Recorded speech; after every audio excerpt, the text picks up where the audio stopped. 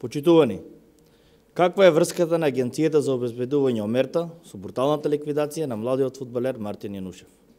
Кои се ликовите што стојат зад Агенцијата омерта и кои се нивните односи со највисоките кругови на власта, вклучувајќи го и премиерот Зоран Заев и неговиот брат? Дали ликови поврзани со Агенцијата, изминатиот период на подрачјето на Скопје, реализираа низа насилни и вооружени инциденти? Кој ги палеше возилата на собствениците на угостителски објекти, кафулења и дискотеки? Зошто во МВР не е отворена оперативна обработка за сите овие поврзани дела и дали екзекуцијата на Мартин Јанушев е последица на охрабреноста на бандитите кои добија сила откако видоа дека полицијата под раководство на подпредседателот на СДС Олијер Спасовски не ги гони, туку им помага? Почитувани, после само неколку месеци, голем број локали низ градов добија налепници со логото на Агенцијата за обезбедување омерта.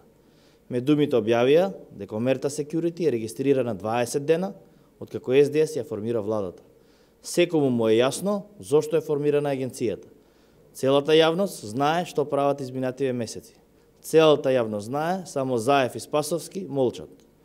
Омерта на италијанскиот завет за молчење, израз кој го користела мафијата како гаранција дека никој нема да соработува со полицијата и органите на прогонот.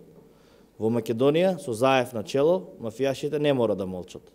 Тие си добија своја држава, а во полицијата си добија свој заштитник. Граѓаните ја плаќаат цената со нарушената безбедност, а сега и со животите на своите најблиски. 13 дена после бруталната ликвидација на младиот фудбалер Мартин Јанушев, убиецот е се уште на слобода. Убиецот 13 дена е на слобода, а МВР не презема ништо.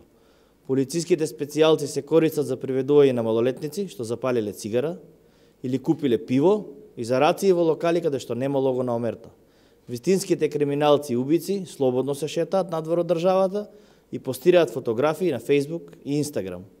МВР не кажува ниту кој е убиецот, ниту како изгледа, ниту со какво возило заминал после убиството. Не кажува ништо што би можело да го разоткрие. Меѓународна потерница нема, веројатно за да не му се наруши комодитетот.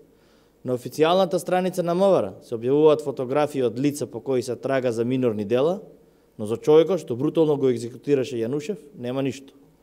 Ваквото однесување на МВР е срамно и крајно непрофесионално. Секој што ќе се обиде да заштити или сокрие криминал ќе одговара. Прв кој мора да поднесе одговорност е Оливер Спасовски. Спасовски мора да си даде оставка за да се деблокира истрагата и за да може професионалците во МВР да го гонат убиецот. Не смее никој да биде заштитен, без разлика дали е близок со највисоките кругови во СДС. Не смее да бидат загубени уште човечки животи заради долговите кои СДС ги има кон криминалните структури. Ви благодарам.